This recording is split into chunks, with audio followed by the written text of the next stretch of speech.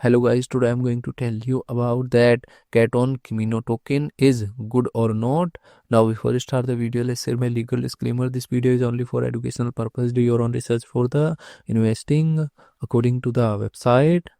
Firstly, you have to open Cat Own Kimono token on coinmarketcap.com, and here you can check profile score. Profile score is around 57%, which is nearly good. After that, you have to copy this address and you have to open Rakcheck website and paste here copied address and click on check button.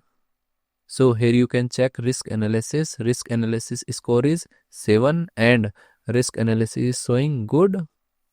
After that, you have to open this token, and this token total supply is 998.6 billion and circulating supply is also 998.6 billion. COK token.